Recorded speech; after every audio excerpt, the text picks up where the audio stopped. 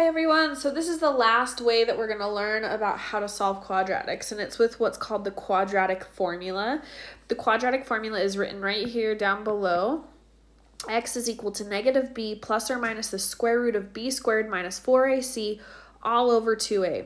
And so what we're going to do in this is we're going to replace the a, the b, and the c with numbers from our questions, and then we can just plug it straight into a calculator.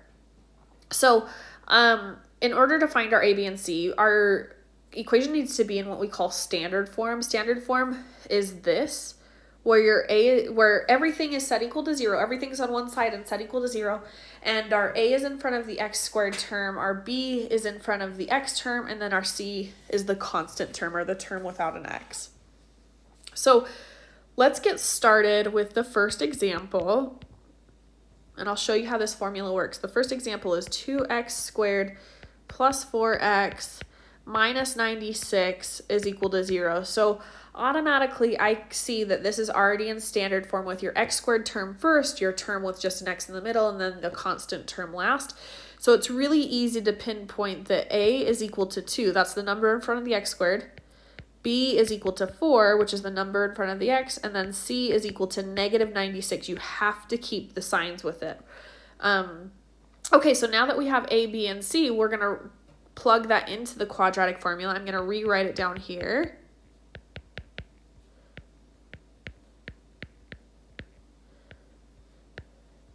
Okay, so we know that b is equal to 4, so I can say x is equal to negative, but then I'm going to replace it with 4. Notice that I put that 4 in parentheses. I always want you to do that. It's mostly for the calculator's sake. Sometimes the calculator's stupid and doesn't know what you want, and so you want to make sure that when you plug it in, you want to plug it in with parentheses to make sure the calculator doesn't do something silly. Plus minus the square root of b squared. So now I'm going to replace that b with 4 again. Minus 4 times your a is 2 in this case, times your c is negative 96 in this case, all over 2 times your a again, which is 2. All right, so I'm going to simplify this. You could potentially plug this all into a calculator. I'm going to simplify it a little bit more step by step, just so you can see what's happening here. So I'm going to say, let's see, so we have a negative 4 right here, plus minus the square root. Now I'm going to just plug in what I have inside the square root. So 4 squared minus 4 times 2 times negative 96. And I get 784. So it's the square root of 784 all over 2 times 2, which is 4. Okay, and then the other thing I want you to notice is that we have this plus minus. The reason why we have this plus minus here is because, once again, with quadratics, you're going to have 2 solutions. So I could potentially write this out as negative 4 plus the square root of 784, all divided by 4, and negative 4 minus the square root of 784, all divided by 4. Unfortunately, on your calculator, there's no plus minus button, so you have to do once with plus and then once with minus. So if I plug, I'm going to start with the plus one. So 4 plus the square root of 784 divided by 4, that gives me 6. And then if I do negative 4 minus the square root of 784 divided by 4, I get negative 8. So these are my 2 solutions. X could potentially be equal to 6, or x could be equal to negative 8. And once again, you're getting those 2 solutions because quadratic formulas, or the quadratics, will always give you 2 solutions. All right, let's look at another example. So the second example is 6x squared plus 3x equals 12. So before we can get started with the quadratic formula, we need to get it into standard form, which means we need to get it set equal to 0. To get it set equal to 0, I'm going to move this 12 by subtracting it. I subtract the 12 because the 12 is positive right now, so to get rid of it, we make it a minus. But there's no like terms on the left side with it, so we just kind of tack it onto the end and say 6x squared plus 3x minus 12 is equal to 0. Now it's in that standard form, which makes it easy to say that a is equal to 6, b is equal to 3, and c is equal to negative 12. All right, Now let me rewrite the quadratic formula again. Negative b plus or minus b squared minus 4ac all over 2a. Now we're going to replace the a, b's, and c's. So I'm going to have x is equal to negative b, which would be 3, plus or minus the square root of b squared, so 3 squared minus 4 times your a, which is 6, times your c, which is negative 12, all over 2 times your a, which again is 6. All right, now I'm going to simplify this. We're going to say negative 3 can just stay negative 3, plus or minus the square root of 3 squared minus 4 times 6 times negative 12. I'm going to plug in everything into the, like, that's inside the square root, just so I can show you. So you'd get 297 right there. So we have negative 3 plus or minus the square root of 297 over 2 times 6, which is 12. Okay, that plus minus means I can write it two ways. I can say negative 3 plus the square root of 297 over 12, or negative 3 minus the square root of 297 over 12. When I plug in the first one, so negative 3 plus the square root of 297 divided by 12, I get a decimal. I get 1.2 when I round it to one decimal place.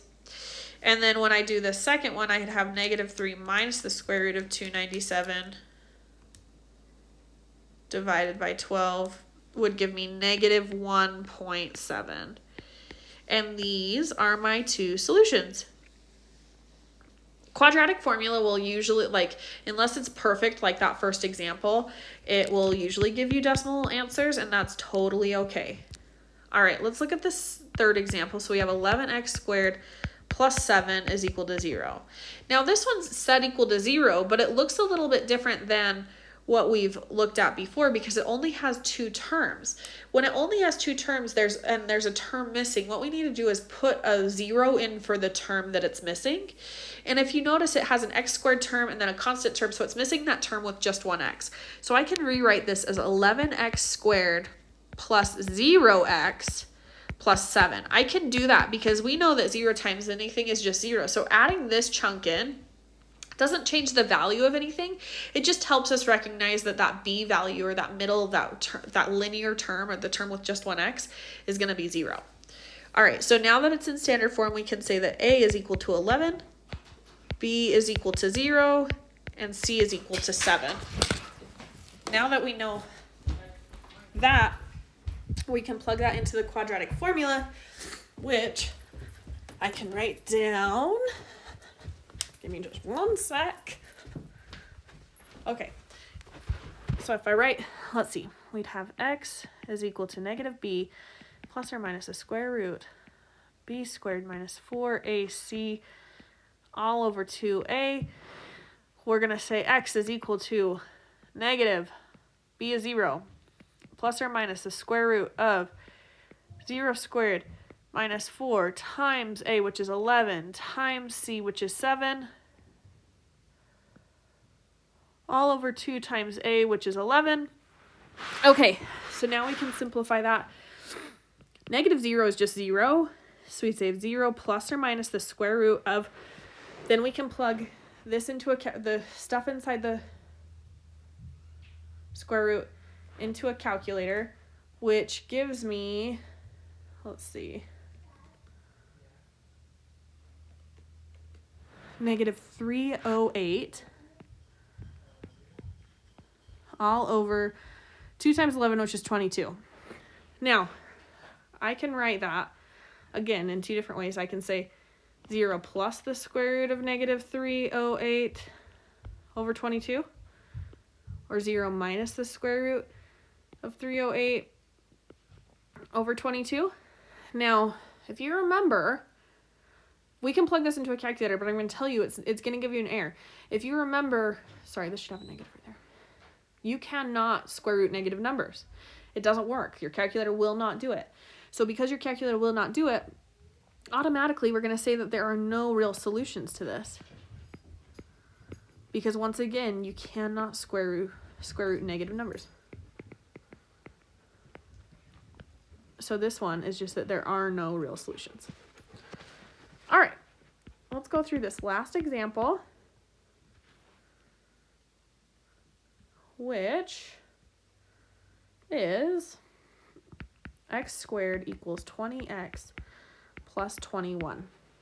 Okay, first things first, we've got to get it into standard form. So I'm going to subtract the 20x from each side to begin with, which would give me x squared minus 20x, because I can't combine those, is equal to the 20x's cancel out, 21. And then I'm going to subtract the 21 from each side, which gives me x squared minus 20x minus 21 is equal to 0. Once again, none of those are like terms, so you just kind of smush them together. Now that we've got it all set up, we can find our a, b's, and c's. So in this case, our a is equal to 1. Even though there's no number in front of that x squared, I can write a little imaginary 1 right there. Because there's that x squared, it's not necessarily that a is equal to 0, it's a is equal to 1.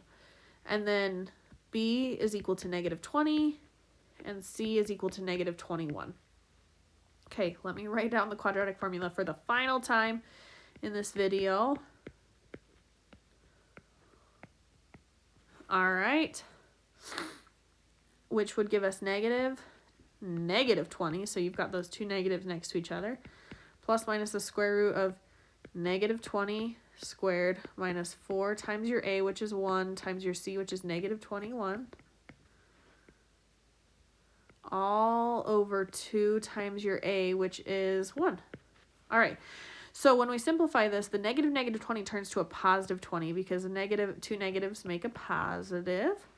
And then inside the square root, we've got negative 20 squared minus 4 times your 1 times your negative 21, which gives me 484 all over 2 times 1, which is 2. Okay, so now we can write that as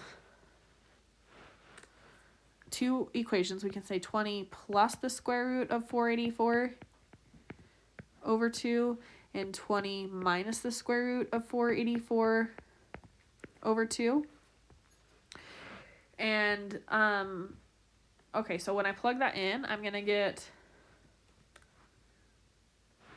on this side, we would get 21 when we add it. And then when we subtract it, we get negative 1. So our two answers are potentially 21 and negative 1. In that case, you got those really pretty numbers, whole numbers. Sometimes you don't get decimals, sometimes you do. Totally fine either way. So this is the way that we solve using the quadratic formula. You are not required to memorize the quadratic formula, but it is something that you probably will end up doing because you'll use it so often. I'll give it to you on the exam, but just make sure that you know how to use it. And there we go.